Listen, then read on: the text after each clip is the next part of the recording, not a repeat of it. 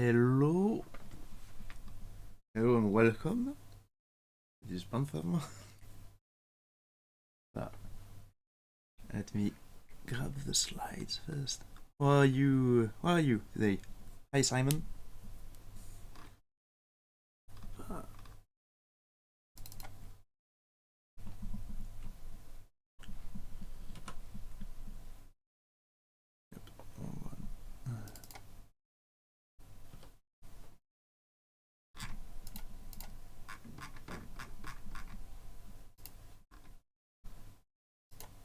Yes. So, how are you? Did your last 2 weeks go well?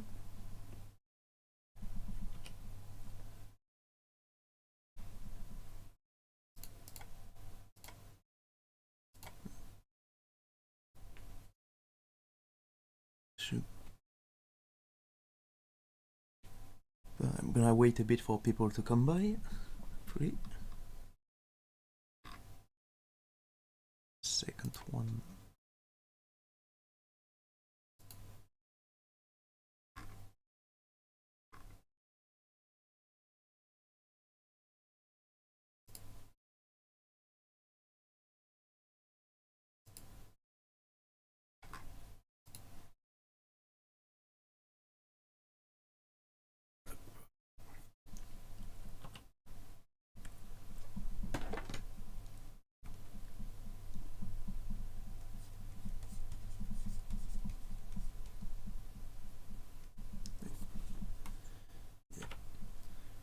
Got my setup fully prepared. By the way, I will say it again later, but I have a bit of bad news to start. Unfortunately, my research paper has been rejected last week, so that's unfortunate. That can happen, but it wasn't it wasn't because it's invalidated or anything. It's mostly, from what I can see, it's mostly gonna be about rewriting some of the how do I explain it more than the core itself. So that's good. And on a light note, I'll be going on holiday soon. So, and instead of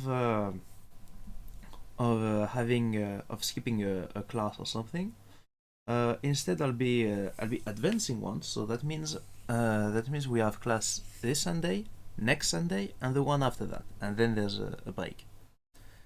So today is gonna be gameplay programming. Next time is gonna be 2D and 3D art, more on the static side. So with so more specifically like how to make sprites, how to make models, and some of the technical parts that go along with it. And then we're gonna talk about game design, more specifically different ways to look at a game. How do you see like how you can use with mechanics, how they can reinforce the experience, and what to see that as an experience. That means also the emotions that go with it. So this one's probably going to be more of a discussion type of class. But yeah. Right. Yeah.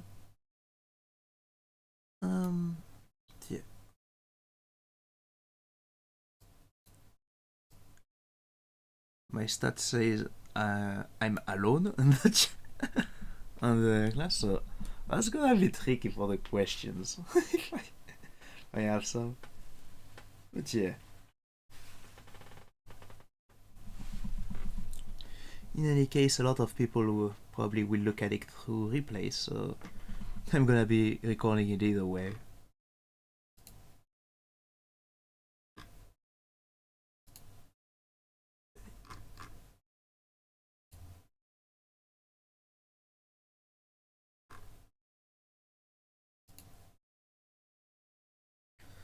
People can ask questions later anyway. I'll be waiting still for 2 or 3 minutes, and then we'll get to it.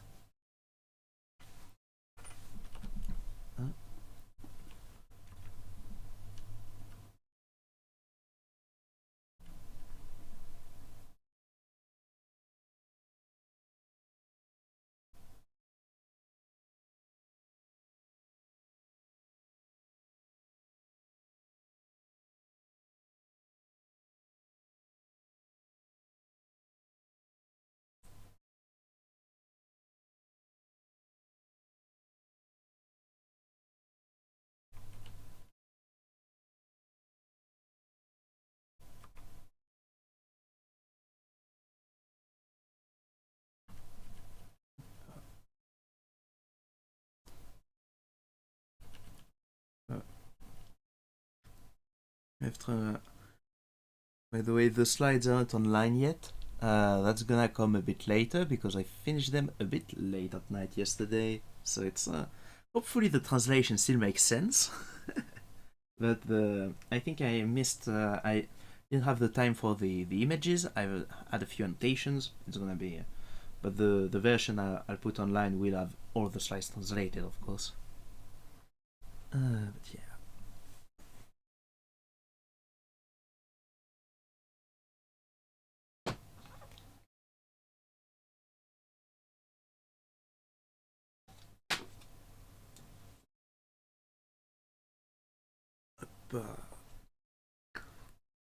Well, yeah, let's get to it then. Let's see.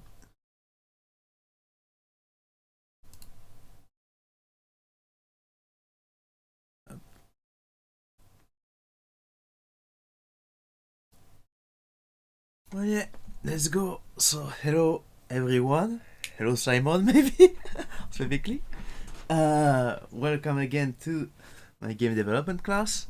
So second time in English, and today we're gonna talk about gameplay programming. So this one's a bit. This one is gonna be a bit of a heavy slide, but yeah. Today we're gonna make more. We're gonna have more of a look at the logic of the mechanics, you know, because okay, you can have game ideas, but you have to translate them into the world, and but you know that's always a very big subject. How do you translate that and stuff? So, and because not everybody is gonna be like a big programmer, so this one is first on the list in order to, well, get a grip with that. But I'm also gonna break down a bit of the basic keys to understanding and how to think about programming in general, but especially for video games. And you're gonna, so we're gonna see like both, so tips to start out, then we're gonna see like how a game works and how we can use that. What are we going to use? The theory, and then I'm going also to sprinkle in some practical examples of it. So with Godot, in order to, so you can even copy them if you want to start out with. So, but be careful because this is gonna be a huge session with a lot of concepts, and that's why also you can see there's gonna be a lot of text on the slides. That's not to scare you off. That's because I'm gonna talk a lot today, and it's gonna be and we're gonna go over quite a lot of concepts, and the slides being verbose will allow you to go back and remember them pretty efficiently. Don't hesitate to rewatch this class later as you go through it. So maybe just focus on the global idea right now. So something I'm adding, I've changed compared to last year's slide, is now that instead of having only open questions, I'm gonna steal the idea of one of my teachers and have and have a little questions during the class where it's where you have 4 choices. It's just I'm using YouTube's poll ability in order to propose these, and you just you can just vote on the one on either of the solutions. So that's with no pressure, just answer what you think. That allows me to see if there's something that I need to explain more detail because I haven't explained correctly, and to remember a bit. So I'll be giving the answer just after that anyway. But yeah, so this question to start out with what we've saw in last one is, what's the best engine? Unreal, Unity, Godot, or Castagne? So anyway, there's nobody in the chat, so I'm gonna cut it short. This one's a trap question. Of course, as we said, every engine will have its own advantages. That depends on the games and the team. Like for instance, Unreal Engine can work really well for games that have either big teams or that go into a more AAA kind of approach where you control especially games where you control a character, sometimes in a big world, using PBR. It really works well for the Unreal way, but not for other things. casting is good only for fighting games and action games sometimes, but yeah. So yeah, so that was just an easy to get okay with it. So let's start with some global tips. So programming in general, so it's about explaining a procedure step by step. So that means the computer is a bit dumb. He can't really adapt easily. You need to teach him all of that. And it means you need to decompose every step until you can explain the procedure. Because if you say, for instance, a simple set of instructions, for instance, it would be to go into the kitchen and grab some bread, for instance, to make a sandwich. A computer can't actually do that. A computer will go to the kitchen. You need to tell it how to get to that kitchen from the room he's currently in. Then you need to tell him where to grab the bread. You need to first find the bread, so you have to teach it how to find that, how to look at it, then how to move his arms to get up to that point. It's complicated, and it's not the way we usually work, because when you think of instructions, you usually think of an intelligent receiver. Here you really need to decompose every step, but if you organize your code correctly, every step you taught it can now become a function. That means you can create higher level behavior. If he knows how to move his legs, then you can teach him to make a step. And if you teach him to make a step, then you can tell it to do it several times, and you taught it how to walk. That's how you build upon it. So it's a bit tricky. It's not something you usually do, but it's but once you get it, it's gonna be a lot easier for you to program. And in general, it's very useful to think before writing your code. This is a pitfall a lot of programmers fall into. They don't think before actually coding. So let's take an example. I want to make a character walk to the right when we press the corresponding key, like in a platformer or something. So we take this question and we separate it in two parts. So we want to make the character walk towards the right, and when we press the button. So that's two steps. We need first to know if the button is pressed, and then we have to do the action. So how do we know the key is pressed? So logically, like I have my keyboard or my controller, and I have a button on it. So I want to see if it's pressed or not at the current moment. So that means I have to check if the right arrow key is pressed. And how to do that? Well, at this point, that's where the engine we talked about that has the common parts is useful, because the engine actually is like what we call a library or framework even in programming, which means it has a lot of functions. I mean, someone already taught the computer a lot of things, and one of them is the engine can tell if a key is pressed. Therefore, I just need to ask the engine with the function like is key pressed for Godot, and that tells me if the right arrow key is pressed. Once I have that information, I've solved my first part. Then I want to walk, the second part. So if I press the key, I want the character to move towards the right. So how do I move a character? A character just has a position, not a movement per se. But I can move it by changing its position. So I need to add the current position and a movement. And that means we need to... for that, I need the current position and I need the movement I want to do. So the current position of an object I can get once again through the engine, because the engine knows how that works. It knows what's a position already. So I can get it with a function, guess translation more specifically. And then I have to compute the movement. For instance, if it's 20 pixels per second towards the right, and it's been 2 seconds, so therefore I need to move my character by 40 pixels. So I compute that, and I add it to the position. So instead of being at position 200, now it's at position 240. But now that I computed this new position, I need to tell it back to the engine to say, yeah, okay, that's the new position. Once again, with an engine function. So that's how you need to separate things, and as time will go on, that will happen automatically for you. But that's why you need to step through every part of it. So something else that's a bit sometimes people say it's a bit more advanced, like code organization and stuff, but I think it's good to see those things early, because you have to remember, code is a language that works between you and the computer. The computer only reads machine code, so it's a set of instructions, but we don't write those directly. We write those through a programming language, and a programming language, so it describes the behavior in no uncertain terms, but what's actually the actual target of your code is not only the computer, it's also the other programmers.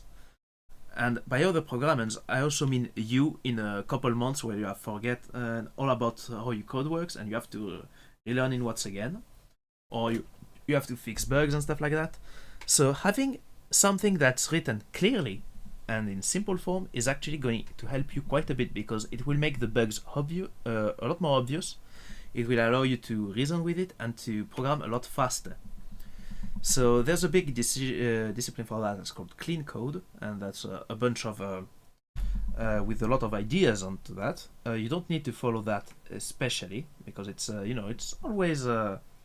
it's always something to think about in general. But there are some general parts that I would recommend for you, and one of these is that you can separate your code in a lot of functions. If your code has very big functions, it's gonna be hard to track everything that it does. It's gonna be hard to test and to make sure everything works, and that means you can't reuse the code very easily, which means you're gonna do copy paste, and when you copy paste code, that's when you get some really insidious bugs, because you can fix it in one place and then you have to remember all the other ones. So that's a lot of time lost. But if you do smaller functions, that means you, for instance, here we have the get the button, but we also have the move to the right function. And that means if we need another behavior, like for an attack, we also want to move to the right during the attack, we can use that function again. That's one. Even during the functions, you want to organize your code into logical blocks. So, write a few lines, jump a line, get another thing, like a paragraph. It's kind of a discussion, So it's, okay, do these first steps first, they go together, they are closer together in the code. They're part of the same paragraph. You also want to use comments. But a lot of beginners will actually just repeat what is written, because you're not really comfortable yet with what you're actually writing. I don't recommend doing that, because if you just write what you just wrote, well, you can get you're not exactly sure what your code is doing anymore, because if it changes, it might not be accurate anymore. And if you just rely on the comment, you may also have your intent that's clear, but not the result, and that's gonna be hard. What I recommend here is to write your comments as more sort of general thoughts, how you would explain it to a friend, or like a director's cut in movies or in some games. Like for instance, if you play TF2, you could go into the maps with the developer comments on, and you would go to a part of the map and you could listen to a recording of the developers telling you, oh yeah, so this part that was hard because we have this player, blah blah blah. That's kind of what the vibe you want to do, like, oh yeah, so this part, I want to do it like this, because it's gonna be useful when I'm going to be attacking later, or, oh, I tried it this other way, it didn't work, or it's less performant. That's the kind of comments that really are useful, and you want them to stay next to the code. So of course that's a different part, and there's also documentation, but that's something else with another purpose. And we're gonna go over all of these more in depth in the code architecture session, which is going to come in quite a while, but this is already going to give you a basis to work on. Then you have debugging. So debugging is actually going to be one of the main parts of your time you're programming. So a bug is a problem that happens when the program works, but not as expected. That's the kind of like, when you have the funny robots, that try to do household tasks. Well, he does put his hand forward to grab the orange juice, and then he does pour it down, but if he does exactly what you told it to do, but he can't check for the glass, if the glass of water is there, or if it misgrabbed the bottle, so that means it spills it everywhere. That's a bug. And that's gonna be one of the things you're gonna do with both programmers and the testers, or QA, because to solve those bugs, because the program works, it doesn't often crash, just has a problem. And to solve that, you have to isolate the parts through several tests. It's kind of like Como said Inquisition, but that's not the correct word in English. Well, you're like a detective, and you have to find what happens. So first of all, it's like, okay, I found a bug. Like I'm walking through the map with my rocket launcher and jumping, and I go through this door, and there's a graphical bug, like the shadow doesn't render correctly. So the first thing you have to do is, can I redo this bug every time? Like, if I go back with my rocket launcher and jump through that door once again, do I also have a graphical glitch? If so, yeah, that's very good. That means I can now reproduce the bug.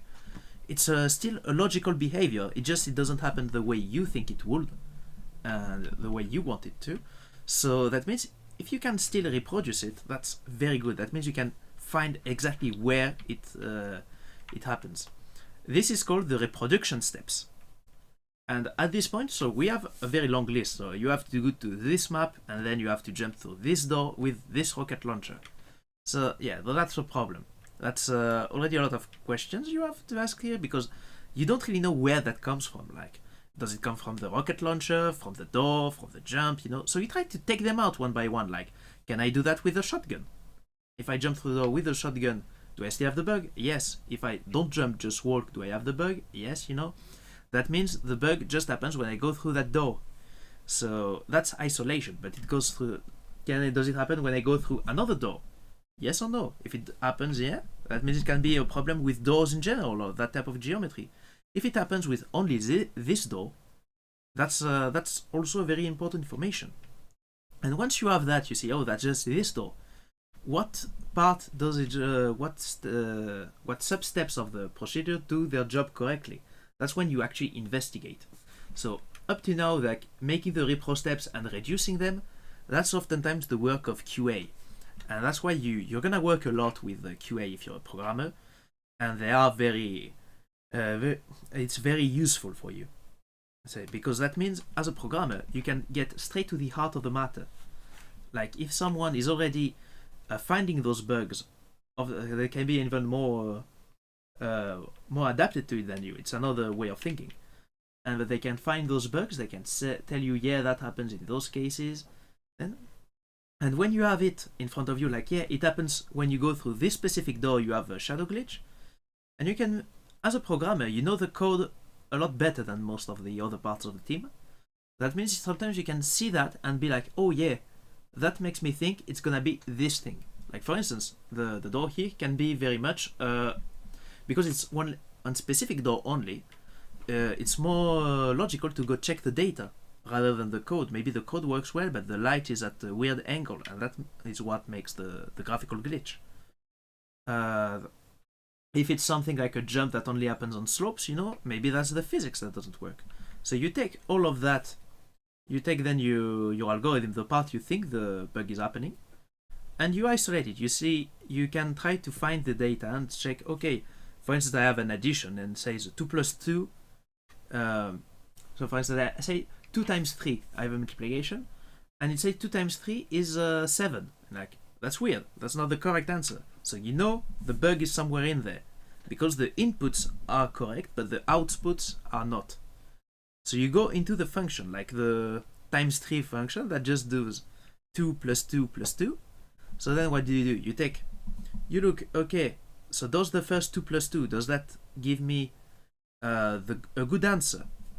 It does give me 4. Okay, that's good. That means it's not in the first part of this function. Does the second? It's probably then in the second part. So 4 plus 2, what does that do? 7. Oh, that means I have a problem in my addition function. That kind of stuff. And that way you, little by little, you can pinpoint the exact point where it happens. Of course, bugs in real life can be a bit more complex, but most of the bugs you actually resolve in just that way. The bugs that are more complex are stuff that requires more conditions that you sometimes don't have control over. For instance, like bad network bugs, and stuff that doesn't reproduce every time. Like I had some bugs on Rainbow Six, for instance, where it was only 3 out of 10 times that it would happen, only in bad network condition. And after fixing it, I'm like, okay, I've tested it 15 times. No, the bug didn't happen. It's probably not a bug anymore. Send it to QA, get back, yeah, that happens 1 out of 10 times now, but only behind a VPN. Okay, then. Can't even test that here. But yeah, so that's what you're gonna do. But you have two ways of doing that to extract that info, the inputs and outputs. So one of the methods is going to be logs. So you can either write the text in a console with the print function, which is called printf debugging in colloquial terms, or you can do that in a file to help retrace the execution. So this is a log file. That means it says it comes from the nautical logs, where every day they will just write down how much they will put a log behind the boat in order to measure its speed, and they will also write down the angle to the stars or whatever, and that allow them to retrace their steps. That's what you also do here. You can retrace execution, and this is a post-mortem method. That means you analyze it after the bug happened. So you see the steps, and if you have info missing, well, that's too bad. You don't have it. The game isn't running. But that also means, like, if the bug happens, you don't need to be specifically looking for it in order to be able to have those logs, which is very useful once you send it to the players. So the other one is actually using a debugger. The debugger is a program you attach to your main program that is able to stop execution and read the contents of memory.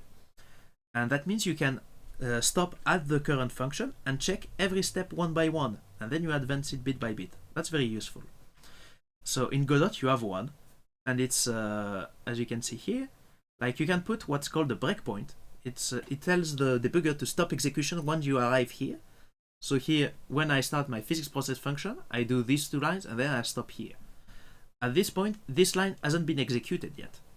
And I have these two buttons here, which allow me to control the execution. I can step over, which means I go to the next line here, or step into, which, if there is a function in my line here, input is action pressed, I will go inside the function to check out what it does. So for this line, it's going to be the same thing, for instance. You also have, like, you can see the variables here. All the variables you have declared locally. For instance, input horizontal, I have it here is 0. I can check it. And you have the call stack. That means that who called me. And because sometimes you have your function, like, if you might get the wrong result because and the problem is not in the function where it breaks, but 3 functions higher because you called it with bad parameters. That allows you to retrace that. That's very useful. You're going to be using it a lot. And I do recommend you get familiar with it. Speaking of little story, like, as I said, for logs, the term bug actually comes from early computing, where we used the punch cards, with the holes in them. And they had a problem with one of them. One of their program was finding the wrong answer, and they couldn't just figure it out. They looked at the algorithm; it was correct, They just didn't understand why it happens. So they took out the punch card, and then they saw there was a moth actually, like, that came into the punch card and died there. That means it filled the hole that was in there. So the bug was filling that hole in the punch card, which means that when it was reading the punch card, instead of saying, like, it's hole filled hole, it was just one of those holes was filled, and that means it changed the instruction, and therefore it changed what it was doing, and that's where the term bugs come from. Just a little story. So now that we are done with tips, let's get into the main loop proper. So the game is based around what's a main loop. That means when you start the program, it starts just looping indefinitely until you exit the games, and that means every time you do something, it goes back to that beginning of the loop. For instance, if you do an RPG, like with RPG combat, you give what you want to do, like the actions you want to do. Then there's a simulation, and then you go back to the beginning. You once again tell it what to do. So that also works for action games. So when you do a real-time game, the thing is that you simulate only a small time step, like you simulate a 60th of a second, a frame. So that instead of having a character move from A to B directly, he moves a bit every time the loop runs, and you have a small pause in between each. So in modern games, we often have two things. We have the graphics loop and the physics loop. This wasn't always the case in old games and the like, because it was we already have very little computing power, and That's why you got stuff like the turbo button on old computers. So in order to throttle down the computer, so the loops will run at the correct time. But nowadays we have computers that have very different capabilities for one another, and not all the same processor. Therefore, we have the physics loop that stays at the same rhythm and advances the game logically every second, and the graphics loop that just that renders the game. And that means if your graphics are lagging, the game isn't lagging. You still play as usual, but with a choppy vision. So every entity, the characters, the objects, the projectiles, they update every loop. So we talk about input methods, so that's what we're going to actually need to do. We have to check the state of the buttons every loop. So that's a method we call polling, because you go poll the inputs. It's opposed to event-based programming, because for instance, where you use discrete events, like for applications, where I press the start streaming button on OBS, for instance, it doesn't check every frame is my start button pressed. It checks, it says, yeah, when this is pressed, when I get a click here, call this function, this callback, and that allows you to make stuff happen at that point. So in the games you usually tend to do polling, and engines usually offer interfaces to replace just polling the key or the controller button directly with what we call actions in Godot, for instance, which they offer a degree of indirection, which is very useful because it's quite flexible. That means I can say the jump button is either spacebar or the up key or the X button on my PS4 controller, and you can also remap those buttons very easily. The code that does the gameplay doesn't need to know to what buttons it's attached to. It doesn't need to check that. It just says, is the jump button pressed? It doesn't care if it's the jump button, the jump key, or anything else. Or even if it's a fake button press, that also can happen. You can also tell Godot to do fake button presses, which allows you to do, for instance, demos, replays, or AIs even. So here's an example. So unfortunately I haven't been able to translate all the slides, the images here. But French is a Romance language. It's not very far from English, probably understandable. So as you can see here, there's a code example in Godot where I do take the direction I'm pressing and the button. So you can see that here I have input.getActionStrength for the horizontal input. So that's an analogic input. That means you go from 0 to 1, but also in between, like a directional stick. So this part, that means like if I press right, it's gonna be at 1. If I press nothing, it's gonna be at 0. And I can press it a bit in between. So the thing is, as you can see, I also put a minus on the other end for P1 left, so player 1 left. So that also works the same. It's 0 if I don't press anything, and 1 if I press left. 0 if I press right. Hi again, Simon. So we get the... So that's why here I do it with the minus. That way, if I press right, if I press nothing, the right key is going to be at 0, and the left action strength is also going to be at 0. 0 minus 0, that's 0, neutral. If I press the right arrow key, I'm going to get 1 minus 0. So that's 1, I'm going to the right. If I press the left arrow key, it's going to be 0 here, minus 1. So minus 1, I'm going to the left. So that now my inputs go from minus 1 to 1. If I press both keys, they cancel each other out. So that's a very good way to do it. Same for the vertical input. But you have also like the digital inputs for buttons, for instance. So here the jump button here is action just pressed. So you can say is action pressed, which will give you if it's currently pressed or not. But you can use just pressed in order if it was unpressed the previous frame and pressed this one, which is very useful so that you don't... So sometimes you want to check if it's held, which with is action pressed, for instance with a trigger for an automatic rifle, or if you just pressed it for a semi-automatic one. So of course, so that's you can always go a bit further into input, and that's a very important part for how your game will feel. So you have some ways to make it more natural, which are called buffers. So a buffer allows you to press a button in advance, and that way you avoid inputs getting eaten. So what do I mean? For instance, when you jump and you want to land. So you want to jump again when landing. If you don't have any buffer, you need to press the button only once you have absolutely landed. If you press it one frame before you land, the button won't do anything, and the game will feel worse to play because you thought you were doing that, but it didn't. It didn't happen. So that's why. But if you hold that information for a few frames, like, yeah, I pressed the button, but now I've touched the ground, and because I pressed the button recently enough, I'm jumping again.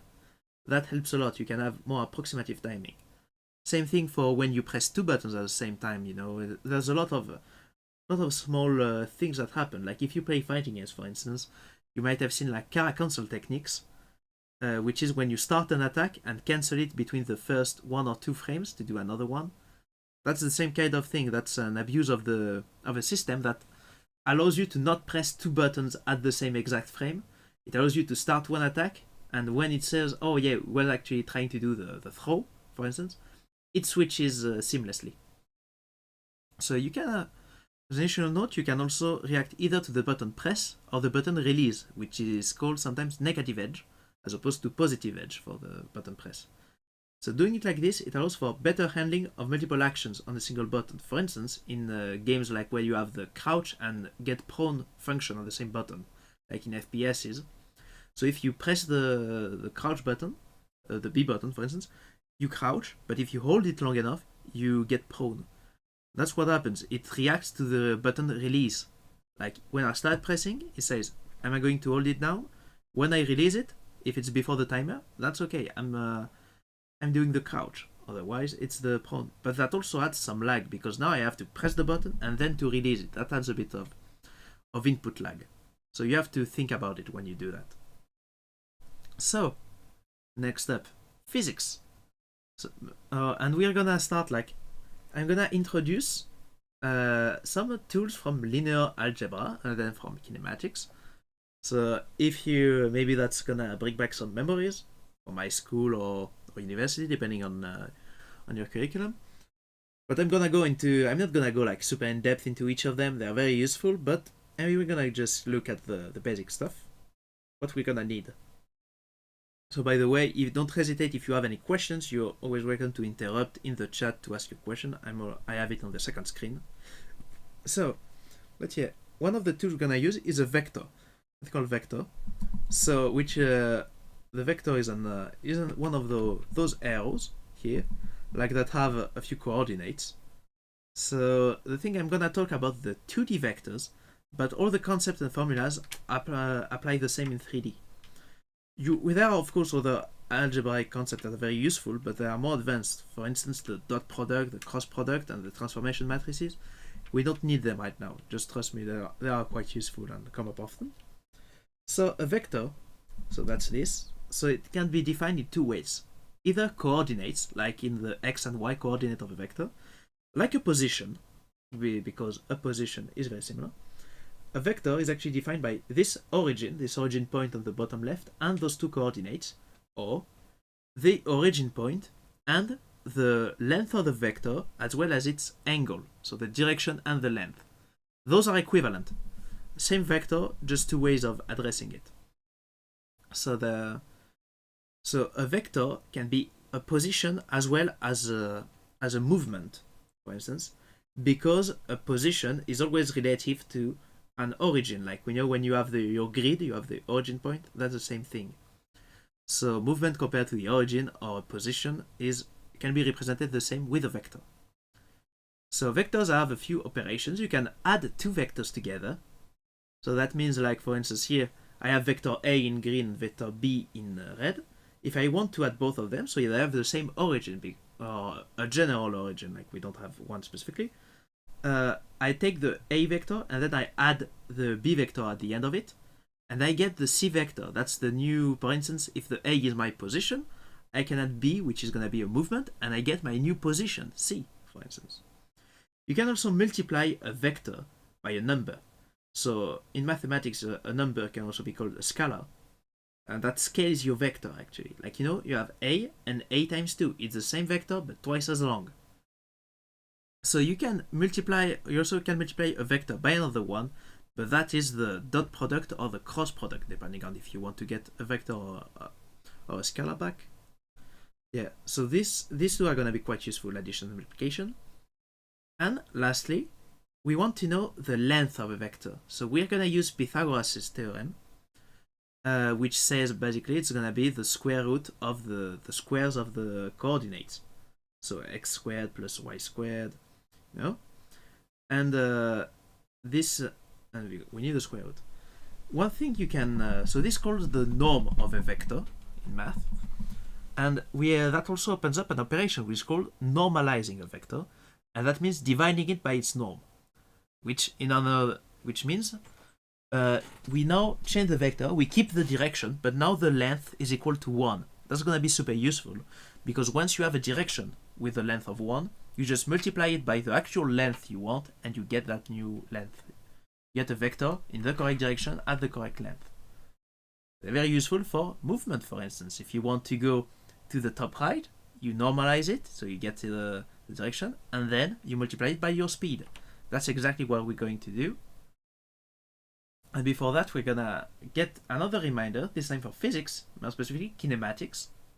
So kinematics evaluate the position, the evolution of position with external forces. So, you know, for instance, the classic example is when you send a rock with a catapult, how much ballistics, how much it will change with gravity. So we have to remember that we check the evolution of this position over time. This has a name, it's called speed. Speed is the change of position over time, how much it changes. And acceleration is the change of speed over time. One of the tools we're gonna use here is gonna be dimensional analysis. That means we're gonna do the formulas, but instead of using the actual values, we're gonna use the units and use it to check if the formula is correct. So, you know, for instance, here I'm gonna take the time here to use to write a bit of that. Like position, its unit is meters. It's a distance unit. It can be pixels, for instance. While speed is in meters per second. And acceleration then is in meters per second squared. So that seems weird, but that's actually what we're gonna do. Because if we want to do to add to get a new position, so position plus equals the movement. So the movement, we want to go to a specific direction. You know, you have the movement direction times the speed. You will think that's that. I go to this place with this speed. But if you look at the units, you can see that we have meters plus equals. This one has no unit, not a problem.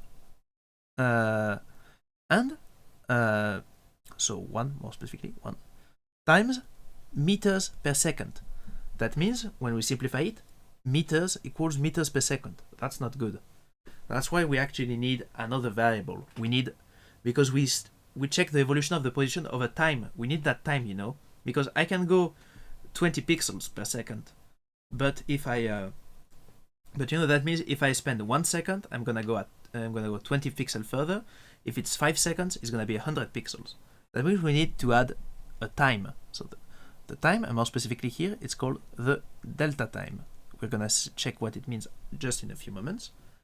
That means my formula now has a seconds into it.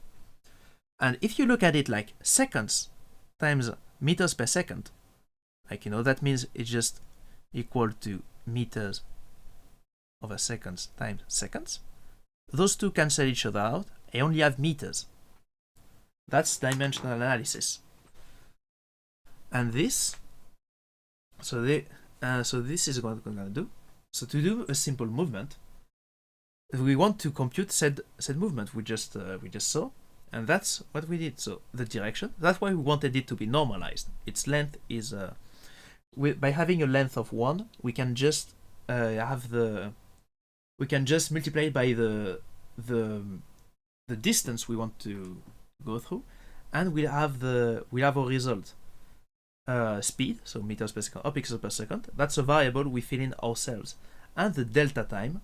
So delta in mathematics, or delta if you want to pronounce it correctly, it's usually a difference, and so the delta time is the time difference. And it's the time since the last frame. So in a 60 frames per second game, I mean physical frames more specifically here, is gonna, or physical ticks maybe, more specifically, is gonna be a 60th of a second, or depending on the engine, sometimes for instance in Unity it's a 50th of a second. So that allows you to have an identical result despite the difference of execution time. You know, that means like if my game is lagging, and instead of moving 0.02 seconds in the future, now it's 2 seconds because I lagged a lot, well, my character will still move the same distance. That's why it's useful. So that means like if we see the code that happens for that, so we have our position and we compute the movement to get our new position. Position plus movement equals new position. So first we get the direction. So here I gave a vector towards the right, so it's a more constant one, and the speed of 20 units. Then, you know, the movement. So it's gonna be direction times the speed times the delta time.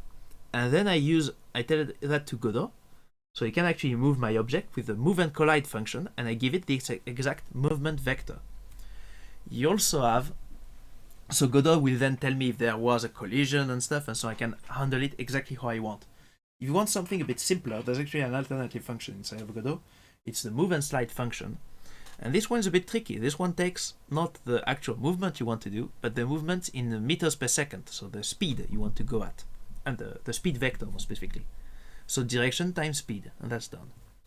So with that you can have a character that moves at a constant speed, but that's not very fun, you know, it's very artificial.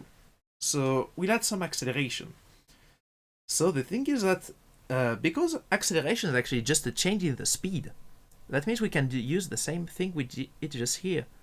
So we are also going to be adding in the acceleration to that speed. If we go back to our formula here, let's use things. So we have our speed, and we want to change it with your acceleration times, well, the delta time once again doesn't change because it's the evolution of speed over time. So speed meters per second equals meters per second squared times seconds, which if I simplify this part once again, it's meters per second square, so seconds times seconds, and so with the other second coming here, it actually just once again cancels out, and I get meters per second, which is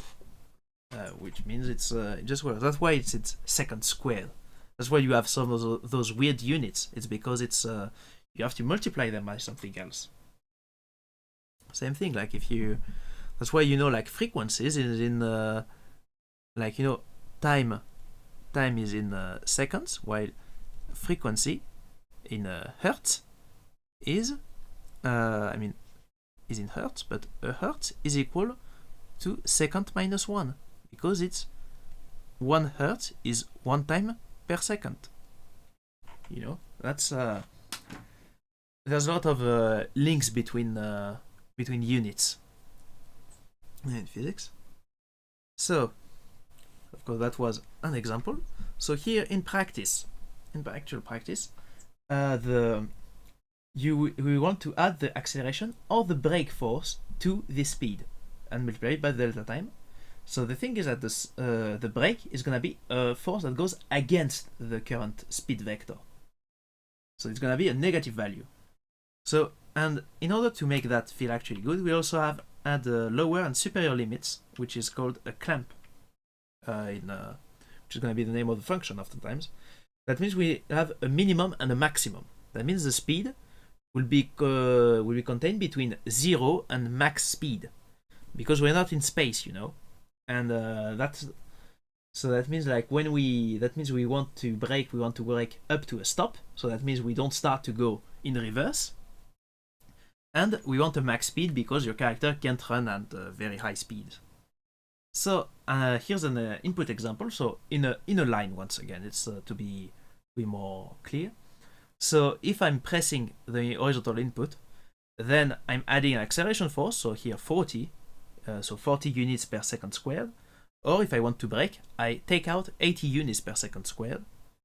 And so my speed is equal to speed plus acceleration times delta. So if I want to, so 80 units per second squared. So if I spent half a second braking, I'll have lost 40 units of speed.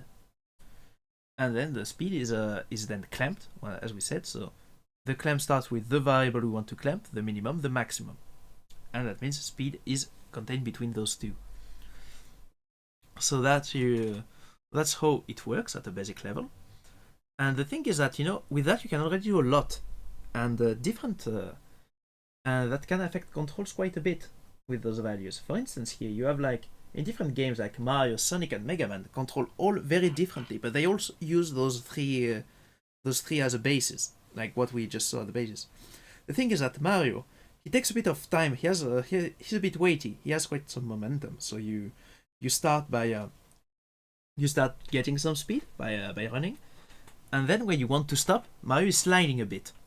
If you play like and in all of those games, you oftentimes can play as Luigi. And Luigi, you might have seen, he jumps higher. His jump is a bit floatier, but he also has less friction. That means he takes his speed as about the same amount of time as Mario, but he slides a lot longer, which means you can sometimes miss your platforming because he slides beyond the platform. When I release the button of the graph, it stops. Sonic, he goes very, very fast, but it takes a lot of time to go to that speed. And if you want to brake, you're gonna take a lot of time to get to speed down. Sonic's gameplay is very based on momentum. Because that you have to get that momentum and then conserve it over the level. That's where the fun comes from, and that's a lot on those controls. Whereas Mega Man also spends his time shooting enemies and doing precision platforming on 5 disappearing blocks over a dangerous pit. Mega Man then doesn't actually get up to his speed very quickly. He has very little acceleration time and very little brake time. He almost stops immediately. That allows you to do very precise platforming, and that works well with Mega Man's gameplay. That's why it works together.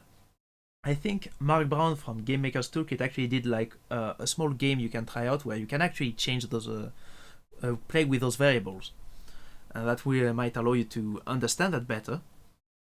But it's if you understand like the idea already, it's gonna be quite useful. And then, as a final note on physics, there's another way to do that, because here we saw the kinematic behavior where we control the entity directly, which is based on kinematics as we saw right here. But we also have like physical behaviors like rigid bodies. So this one is another part of physics, and but this is for video games here. That means it's we work from the physics engine directly. That means we don't say, okay, move 20 pixels while there. We say we add forces to the object. So for instance, we say, yeah, so add a force to the center of mass of 20 newtons towards this direction. So simplifying once again, a newton is the required force to give an acceleration of 1 meter per second to a mass of 1 kilogram. So because in those cases you also have to give the weight of the object, which is gonna be helpful during the collisions. So if an object collides with another, the weight will allow it to not go as far. So if a heavy object with a light one, even if the light one goes into the heavy one, it's not gonna transfer that much force. So the simple method here, if we want to just get done with it, you just take the acceleration you want to add and you multiply it by the object's weight, and you get that acceleration. But that's another way of making your game's physics. I would recommend to use kinematic for most games, especially for your character. But that's my personal preference. Like, you can also combine the two, like have a kinematic character, but have props in using rigid body physics, for instance, for crates that you can maybe push. So that's so of course you do what you prefer. That's what I But for most games you're gonna do, I think kinematic usually tends to work out better with more control. Don't hesitate to ask questions, of course. Then, entities. So, let's touch upon a bit of a concept called object-oriented programming. So that's a way to organize your code. That's what we call the paradigm. And it's present in a lot of modern languages. And what it allows is to reuse your code and to make behavior that's more flexible. So, for instance, where you don't even need to know what your code is gonna evolve in the future, and still be able to work like with in a generic way with data. So the idea is to organize functions and variables into classes, from which we can create objects, which then they have their own variables. So, for instance, one example is a house. If the class would be here the architectural drawing of the house, you know, the plan, yeah, the architectural plan with where the walls are gonna go, how big each room is, all of that. But once you have that, you can build the house as many times as you want. You know, you can create like be like in America and create 5 times the same one after another, and then they can change because they start at the same position, but they can change with their variables. For instance, one of the houses is blue, but you can with the side blue, but you can paint them red instead, for instance, or yellow, or you can have the lock on the door. You can change the lock. You know, every house then behaves differently, but every house is a house. You can go sleep into it. You can put furniture. You know, all of that is common to all houses, but exactly how you what is the state of the house is gonna vary by object. So that's of course very simplified, but we're gonna talk about this more in detail in the code architecture session, but I recommend that's a concept you might want to check out. And in games we have a concept that's very similar that's called entities. So it goes slightly further. So entities are composed from one or more components which have different roles. For instance, you have the graphics component, the physics component, the behavior, the audio to play the sounds, maybe the AI, you know, plenty of stuff. And the thing is that you can, once again, so that kind of works like, you know, like objects. Except this time you want to, the concept like might be called prefabs, or in Godot's case is more like a packed scene. So that's gonna be equivalent to the classes or models or whatever. And you have the instances, which are going to be the objects. Like I can create, for instance, if I create like a block or an enemy, the enemy is gonna have so his enemy sprite, his physical behavior, like his collider, his sound, his behavior, and I save that as a scene, as a prefab, and then I can instance the object as many times as I want. I can put as many enemies as I want in my level. That's what we're gonna do. And the first thing we're going to do today is actually going to do a projectile. So, you know, we have a rifle and we wish to fire on the opponent. So, in order to fire, we need a bullet. So we have to create that bullet. And to do that, we create the prefab, which means we're gonna load the entity from the disk that we saved. We're gonna copy it, like instance it more specifically. And then we change its parameters, so to add the damage, to add the new position and direction of the shot, and then we add it into the world, and then that means on each subsequent loop, main loop of the game, the bullet is then gonna advance and evolve, interact with the world. So here's the code example. The first line is actually how to load this from disk. So in Godot you have the load function, but you also have preload, which allows you to load that at when the game starts up. Which is useful, especially for prototypes, which is what we're going to learn today. And then I have my function, which, as you see, I have a shoot function. I haven't made it into the main input code, so I just call shoot and my character shoots. That's it. So what do? Then I start by instancing the prefab here in the first line. Then I get the position where I want it to start from the shooting position. So it's towards where the gun is. I can use another object to get that one. But yeah, once I have the position, I tell it to the projectile. I also tell it in which direction it's going, what is going to be its speed, and what's going to be its damage. and then I add it to the world. So one of the ways here is to get the parent node, depending on how you do. But you can also use like getTree.getRoot in Godot. That's gonna be more general. That depends exactly on what you do, what game you do it in. But getTree.getRoot is usually the common one. So, but here we just have a bullet, and let's say it also moves as expected. But the thing is, he's not gonna collide with anything yet. So we need to have, of course, a collider. So a collision happens only when two colliders touch. Oops, I forgot to erase the French part.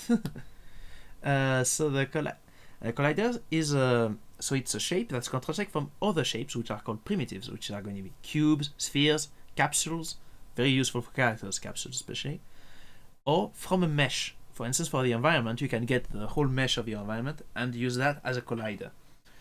The collision detection algorithm that can be quite complex, and we're not going to look at it today, and because it's usually part of your engine, you don't really need to think about it. So the thing is, we're gonna have several types of physical entities.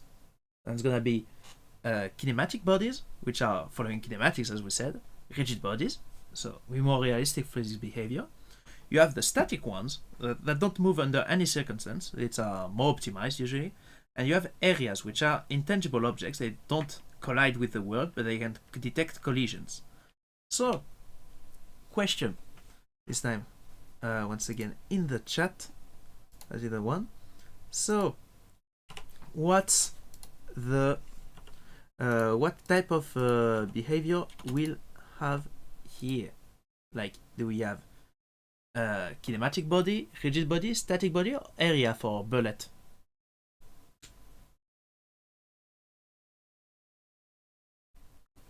So the poll should be in the YouTube comments. You may answer. I take one look at the number of spectators. I have like 3, then it's only 1. So you know who you are. You have to answer. 1. Okay.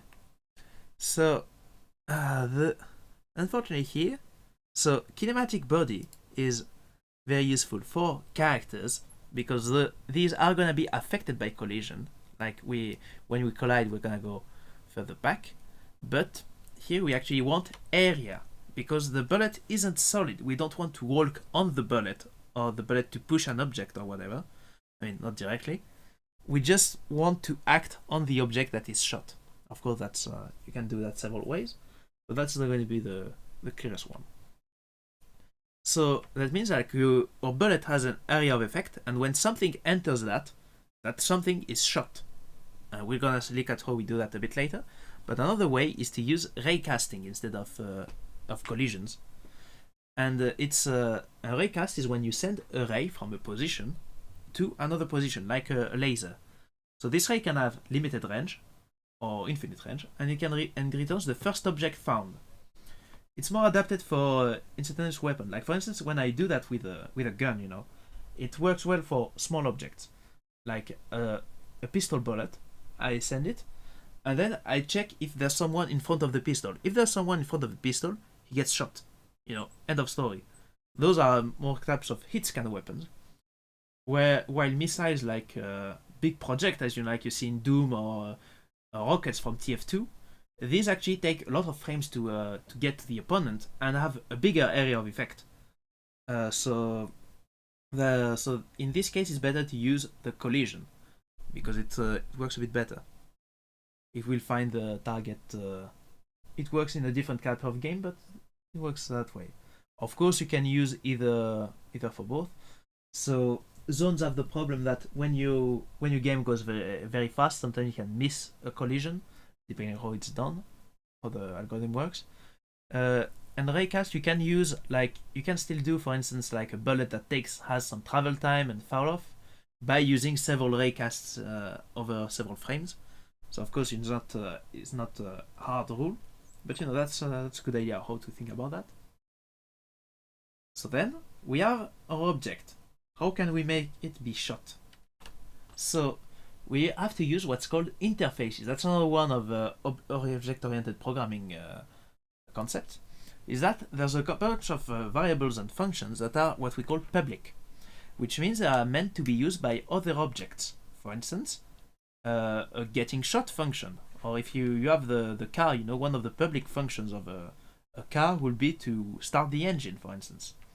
One of the private ones, that means that the user isn't able to use them, could be, for instance, to start the pistons, for instance, start the spark plug. That would be an internal function, and that's a private function, whereas a public function would be to turn the key, the ignition. Godot uses what we call duck typing. That means that instead of having very defined interfaces, like we do in most object-oriented languages, it just checks if the function exists. That means we can use those interface functions directly. Therefore, once you have a link to an object, what we call a reference to an object, you can call a function on that object.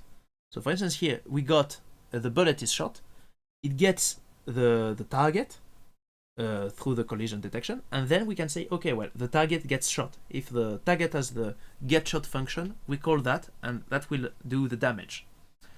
So here's, so of course the code is a bit more messy because it's over 2 files. So this is the main part here is the bullet code. So the collide function which is called when something collides with us. I first check if it's an opponent. That means that the first check is, can it be damaged? If my opponent can't be damaged, I don't care. And is my opponent, I mean, is the target I showed, is it on the same team as I do? So that's a friendly fire check. So because I can call the damage method, that means I call, well, I take this the target, and I say, well, get the damage, and I give it the damage data I have of my weapon. That will do whatever it needs to do, and if I after that I destroy myself with Q3. So that's the bullet. The bullet destroyed itself. It did its purpose. So if I collide with something else, I don't do anything. That's what the else pass means. So the damage function, when it gets called, it calls the damage function of the opponent, which here will remove HP. And if I have lost all my HP, I die. Very simple. But because we have this indirection layer, that means every object that has this damage function can be shot. That means, for instance, if I have a lever, you know, in the level, and I shoot the lever, that means I can create a damage function on the lever, and that way it will always just work. Like if I shoot that, it will trigger this function, and that can activate the lever instead of deleting it or doing HP damage. Just activates the lever. So the collide function needs to be called, so for that we need a callback. That's done through Godot's signal system, where you can actually link a signal that is specific to your type of node to a collider, to a function, sorry. And that's what we get. We had either the area or the body, and in both cases we call the same collide function. So the thing is, that's one point. So we found one way to get those references. Another one that's a bit dangerous is singletons. That's a global object. That means it's a global state. I can change it from any object and access it from any object. That's dangerous because that means you can have when all the data is local. That means you don't have to look very far when you debug. When some data can be global, now that means your whole code can be the source of the problem. You know, so that's something to be careful in its use. So the concept in object-oriented programming is called a singleton, and you have access to it through what we call autoloads in Godot. And you can use that to hold general functions or managers or stuff like that. For instance, to get the score, you know, if you have an arcade game like shoot 'em up, a singleton will be good for instance, for the level, in order to remember where you are in the level, but also to store the score, the lives, you know, stuff like that. So for instance, if we want to do an enemy AI, you know, each time AI in game, it's usually very simple, you know, we want to be predictable, and we create an easy enemy. He starts by walking for a couple of meters, and then he fires on the player. And in order to get where the player is, in order to fire on him, we're gonna use the singleton. So here's the code. So in physics process, so first of all, I have the remaining movement that I need. So that's the first part. If I still have to move to walk, I'm walking. So I just start by checking the distance I need to walk. So that's gonna be the minimum between.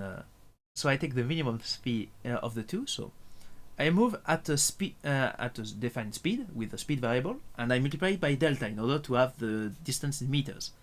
The thing is that if I lag a lot, I might overshoot my target. Like if I'm 2 centimeters away from the target and I lag for a few seconds, maybe my next movement would have been 40 meters. That's not good. I use the min, which returns the minimum value between those two, which is the speed, so how fast I'm actually going, and how much I want to move. So if I'm wanting to move further than my speed allows, well, I just move at the speed it allows. And if I'm close enough, well, I just move to the point I want to be in. So I do that with the translate function, so like move and collide, except there's no collision behavior here. And then I remove how much I've moved from the remaining movement.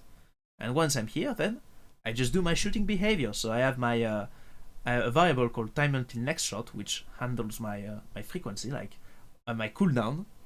And if my cooldown is under 0, which means I'm ready to shoot, well, I start by making the cooldown bigger by adding some time between shots. So I reset the cooldown, and then I do the whole shooting behavior where I just get once again the point where I want to shoot and the direction I want to shoot.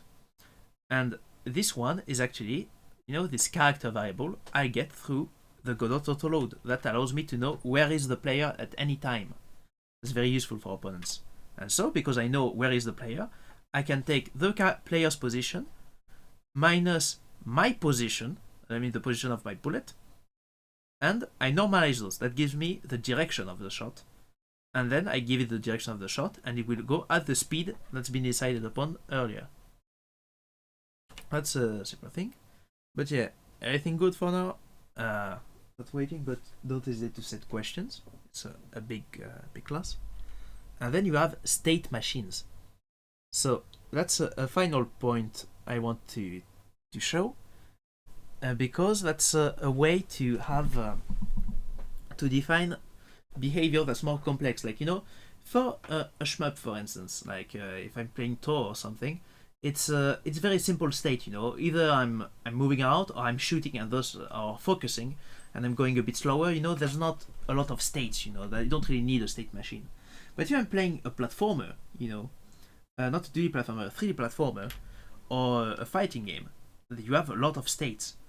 For instance, in a platformer like in Mario 64, like Mario can be walking, can be jumping, he can be crouching, and if you press the jump button while you're crouching and you're not moving, you get the backflip. If you were also moving, so that means it's kind of sliding a bit, you get the long jump. If you run towards the direction and you move back while running, not while walking but while running, you get a slide. And if you jump during that slide, you get the side salto. That sort of thing that can happen. And if you want to program that without a state machine, it's gonna be really hard. You're gonna have to remember have a lot of variables like, am I crouching, am I walking, am I running, and it's very easy to do a bug, like for instance where if you were crouching and you fall down a ledge, then you're still crouching because you didn't program that in the correct way, because it's hard. That means you can do all those the crouching stuff in the air now, and and some speed zones are really gonna have a field day with you if they get to that point. So that's why you use what we call state machine, which defines states, so grounded, walking, crouching, all of that, and transitions between those states. So if I'm on the ground and if I press the jump button, I go into the jump state, and when I land, I go back to the grounded state, stuff like that. And for each of those states, I can execute a script. I check what state am I in, and that's so of course we'll talk about this more in the code architecture section, but it's something you can put it here. For instance, here I've defined 3 states, which are up, like standing, firing, or on the ground. And if I'm if I'm standing, I can move, in the second part here, I check the state. So if my state is standing, I can move and I can aim, in those two functions. So otherwise, if I'm currently firing, I'm just aiming and firing, That's the two. And if I'm on the ground, well, I just wait. I'm just dead actually at that point. And you can manage the state change wherever you want. But that's already, this code is very clean, You can put the whatever you need in the functions, you can. But yeah, that's a very clean way to do that, and that means I can extend it very easily, and bugs are a lot harder to happen. So that's very good. So we went through a lot. So now I'm gonna show you a last code example of everything we've seen to make a small prototype. That means you will be able to go just after this to go in there. So here's the character code. So you got so first of all, of course, it's a kinematic body. So one of the variables here, you can actually export variables into the Godot editor. That means I can change them from the editor, and here one of them is the input prefix. Because this I'm making a multiplayer game. Well, I'm gonna leave the surprise for the end, but yeah, I'm making a multiplayer game, so I'm gonna have several players, and instead of writing 2 different pieces of code for each player, I'm just gonna write the input prefix, because all my actions that start with player 1 are gonna be for player 1 and P2 for player 2. Then I have my variables, so the speed, the acceleration, the max HP, and then I have my internal variables. So you see, I put an underscore in front of them. That doesn't mean anything by itself. It's just a convention, Internal variables, if you start with an underscore, it's very clear that those are internal variables. That means you can't access them from the outside. You shouldn't, more specifically. Then I get my weapon, because I've made it flexible. I took the weapon out of the general movement. That means I can change the weapon very easily. So, and I get the current weapon by using onReady and this, which is equivalent to getNode. That's a prototype kind of thing here. So in the physics process, which is the physics loop, not the graphics loop, just the physics loop, I read my input. So once again with right and left, and here because Godot 2D uses from the top left of the screen with x positive x towards the right and y towards down. That means, well, if I press down, I want it to be positive. So that's how I do it in this reference. If my input vector, my direction vector, is bigger than 1, I want to normalize it. When does that happen? Well, that happens when I press both, when I press in a diagonal. If I press in a diagonal, my vector is 1 and 1, towards bottom right. That means I'm actually going faster if I go in a diagonal. Because, well, the length of that vector is going to be square root of 2. And that's so 1.4 on it, so I'm going about 41% faster. By doing that, if my length is bigger than 1, I normalize the vector. That means I can do small movement. If I press the stick less, I can actually move slower. But if I press it at the maximum, I'm not gonna go too fast. I'm still gonna stay in the rules of the game. And then this one, if I am actually moving, then I can change my direction, because the direction is going to be used in order to shoot at opponents. So I don't want that to be here. So here I have my speed. So instead of using speed vectors, I use a speed vector, sorry. So I go with so I take my directional vector times the speed, the actual speed I want to target, my max speed. And in order to do that, I'm gonna move towards that speed using the vector move towards function. So my speed is equal to, well, I want to move towards the target speed, but at maximum with the acceleration. So that means if I want to go forward, my vector is already going forward, I'm gonna just move the acceleration like we saw. But if I'm going on the side, that means I'm actually having this brake force on the previous movement too at the same time. If my speed is higher than my speed, the max speed, then I normalize it and multiply it by the speed in order to, I'm clamping it basically with vectors. you might see that I'm using the length squared because square root is an expensive operation. But I can compare squares more easily. So I do the speed squared compared to the length squared. Then I do move and slide because it's easy. And then I allow the weapon to manage itself. I also have a function that allows me to take damage directly. Then, so the weapon, it doesn't extend from a node directly, it extends from another script. So what's that exactly? Well, that's a concept called inheritance. That's from object-oriented programming, and that's quite useful because it allows us to give a baseline for all the weapons, including a base interface. So here, this is the actual file. So that's the node. So it's a node 2D. The weapon is not 2D because it doesn't have any collision by itself. But you see, I've exported a few variables like the name in the menu and the description. When I want to do for instance, the weapon selector, I'll be able to get the weapon name. I can also export all the parameters, but that's no problem here. And I have this management function that allows the weapon to manage itself. That's going to be common to all weapons, be it a sword, a gun, or a boost punch, or whatever. That's going to be still that one. Here I'm making a projectile weapon, like the pistol weapon. So what do? I extend from that, and then I load my prefab. So you can see, like it's the path for the prefab, and I export it, as well as export the parameters for my weapon. That's going to be useful. That allows me to manage the weapon from the Godot editor instead of having to come here and recompile the game. I can just change the variables live.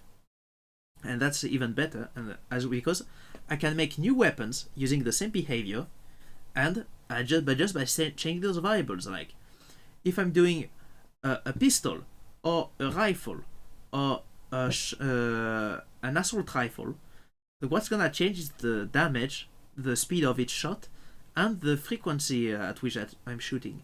And by just changing the variable, I don't need to write any more code.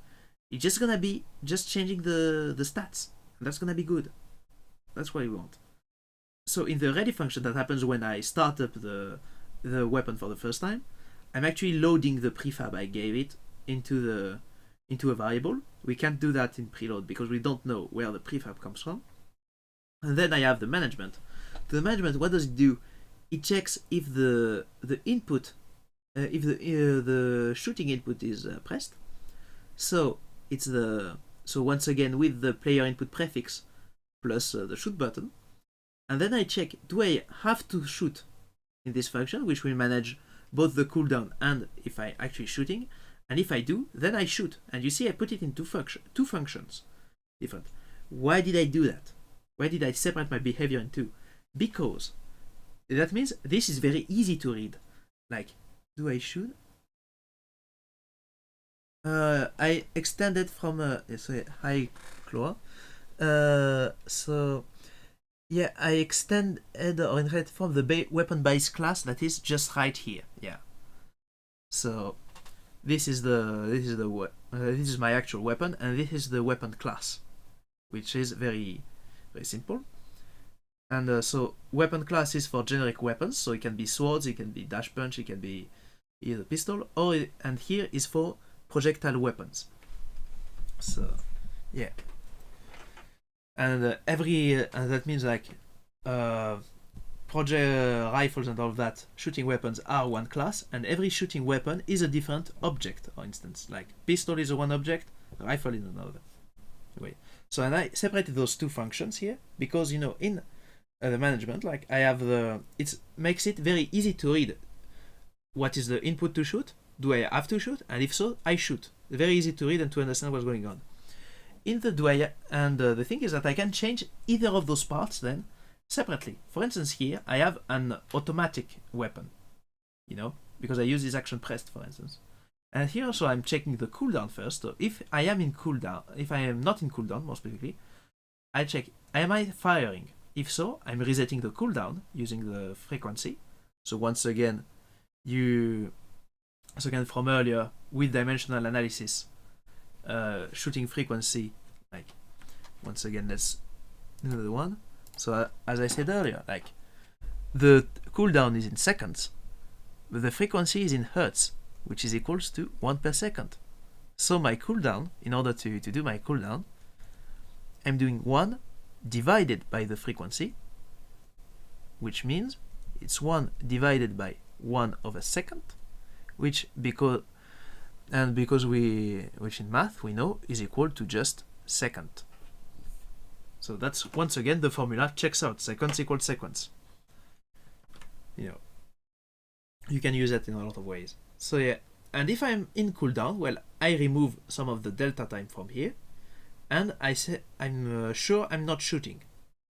And when I shoot, well, I just do what we saw earlier, instance the prefab and give it the parameters.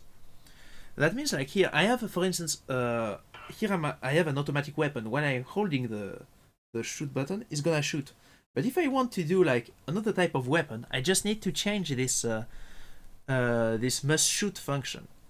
So for instance, that it only reacts with a button press, like just on the press for a semi-automatic weapon. Maybe it needs a lock. Maybe I can hold down the button and release it to make a bigger shot, And in order to create those new behaviors, I only need to change this function. And that's the power of using of separating your function and using object-oriented programming. We're gonna see that better in the session on code architecture. Then we have the shot itself, so that one is a bit easier. So it just holds the parameters we give it from outside. When I started out, so because I want to be able to make several shots and I don't want to have a lot of bugs, that means I'm connecting the signals from here. So that's one less step to do with every bullet prefab, because you can make different types of bullets for different weapons. Maybe if you want a bigger bullet or want just another color, that doing this in the code instead of in the editor helps you remove some mistakes. And during the physics process, well, I will just move my bullet in the direction at the speed we said for this frame, as usual. And when I enter with something, I collide with something. So if I was shot by a character and I'm actually just colliding with the character, well, I just ignore what happens. That means I probably I'm trying to shoot myself, therefore not good. Probably even when I'm shooting the weapon actually in the first frames, I'm probably actually hitting myself too because I'm colliding with my bullet. I just spawned it. So I don't want to collide with myself here. And then if I shoot something, can the thing be shot? So does it have the prendre coup method, the get shot method? If so, I call it and I tell yeah, you took this much damage, by default 100. And in any case, whether I was able to shoot to damage the guy or not, well then I destroy the bullet. So it doesn't stay in we don't have a bullet flying through the map outside of it. Then I have a small menu. So the menu is has a few states where I can choose my character, I can play, or it's the ending game. So to start out, because in the end I didn't implement that one in this code, so I get both references to my characters. This is a singleton, as we said earlier, and so I can get the current. If I'm currently playing, I'm doing the game process. If I'm which just updates the players, and updates the player here, updates the UI for the player, so the HP bars more specifically. And if I'm in the menu, I do something else. If I'm on the victory menu, I wait a bit and then I start the game again. And this I can do using the and when I change the state, I can I can show whatever I want on the screen. If I want to show the character select screen or the victory screen, that happens. So if you look at it in Godot, so I have all of those scenes. So first of all, this is the arena, the main scene. I'm actually playing on that one. You see, I used a static body, and I use different colliders. So these colliders actually get one after the other. You have that means I can make the walls, and I have the sprites to get the background. I have my two characters and the UI. So the UI has the two HP bars and the whole selection list, the victory list, victory screen, and all of that. You see, I even stored my references to the weapons here in order to be able to choose the weapons. Like I get the idea is I can read the list of weapons. Those are available, and then I just copy one of the weapons to each player when I need to spawn them. So then I have my bullet, which is an area 2D as we saw earlier, with a sprite and a collision shape. Then I have my pistol in the load scene, which is just a node with a script. But as you can see, the script, I can put whatever I want here. This is why we put export in the variables. So if I export the speed, the frequency, and the damage, I can change it from here. That means I can create a lot of different weapons just by modifying those variables. And that will work as expected. And then I have the character, which has a kinematic body as a root, a sprite in order to show what's happening, a collision shape, and the weapon, because it's a prototype, so it's easier to just keep the weapon here. And I have the player input prefix here, which actually changed not here, but here for the second player in order to go faster. This is not very clean. This is not a very clean way to do that. But because if you want to do a prototype, what you want to do in a prototype, as we said last time, is you want to be able to get your game running as fast as possible in order to test it. That's why if you can take shortcuts if you want to, separating the weapon from the character, that's not really a shortcut you want to take. You don't want to mix your character and the weapon, because if you do that, it's going to be harder to test weapons, and that's not going to be helpful in your prototype. But here we know you have 2 players. You don't need 5,000 maps. You want to test the mechanics first. That means it's not a problem if the players always spawn at the same place and you have to do it manually for each map. You maybe have like 2 or 3 map stops, so it's not a big deal. So you just do that, just hang it up and get done with it, and you can try the game. You can try the game with your friends and see if it's fun. And it's gonna be more about how the weapons are going to change, how you are going to maybe add a movement ability, anything you want. And so what does that look like? That looks like this. You can see you have the 2 characters, you have the bullets flying between them, and you have the walls, you have the background, you have the HP bars. You can see it's a bit branded. It's we got sponsors on this game. More specifically, we haven't seen yet how to do graphics, and most of the time you're gonna get, what do you have on hand in a Godot project? You have the Godot icon on hand in every project. So that's why you can see a lot of prototypes looking like this. So as you can see, I've also changed the color. You can do that from the node with the modulate parameter. And with that was what we saw. So next time we're gonna see how to do static 2D and 3D art. And this time we're not gonna wait 2 weeks. I'm gonna actually do it next week. So we're actually changing because I'm gonna have a vacation in a couple of weeks. I won't be here, so instead of skipping a class, we're actually doing them faster. So we have class today. Well, that's done. We have class next week and the week after that. So we're gonna look at static 2D and 3D art next week and game design the week after. So here I recommend you try to code a prototype. No pressure on you. It's gonna take some time. You might need to add question on Discord. You might need to rewatch this class. That's why it's recorded. Watch the slides. That's why they are very verbose. Maybe here if you were late, maybe you can try to catch some of what happened earlier. So one of the things usually in this class last year we tried to do games from for an arcade machine. That's the kind of thing you want to think about. Maybe do something that's more arcadey. Just like the shooting game. It's just versus 1-on-1 in an arena. Very easy. You can do shoot them up. You can do whatever. Arcade games usually are pretty useful to get your feet wet. And so I recommend you actually try it out with Godot. There's a bunch of tutorials, like GD Quest that also help you on top of this one. This one was more for the theory, what are all the concepts behind it. A lot of classes won't tell you about kinematics and vectors in detail. But I wanted to give you the keys, what are the programming problems you might find, what are all of that, and you can use that as a complement to other tutorials, or just be able to understand what programmers are going through. Especially if you're doing game design, being able to explain it in those terms is going to be very useful for programmers, for those who work together. But yeah, of course, there's the Discord link on the slides and on the stream right now, and the website for the class. I haven't uploaded the slides yet. I'll do so soon when I can.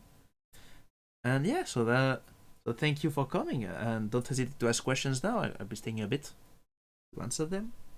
And thank you for coming.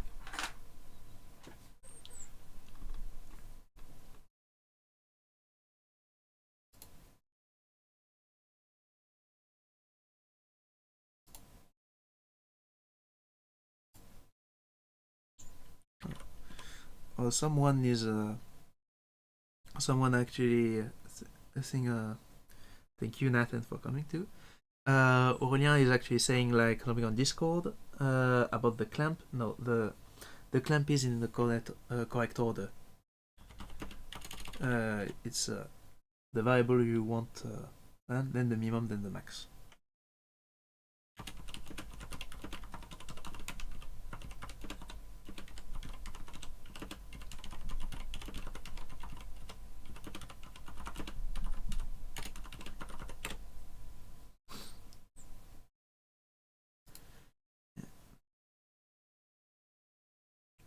Oh yes, and actually there's a game coming out soon, a Unicorn Overload. Apparently that's a programming game, so that's the homework. Play Unicorn Overload. Yeah. Anybody have questions still?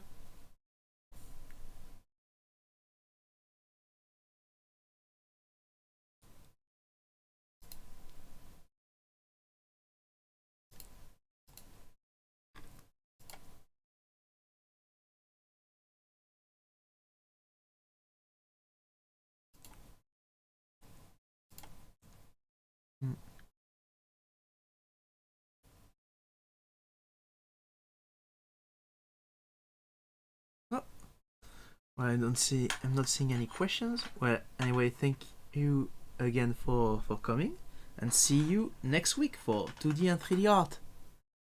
Bye. Have a nice weekend.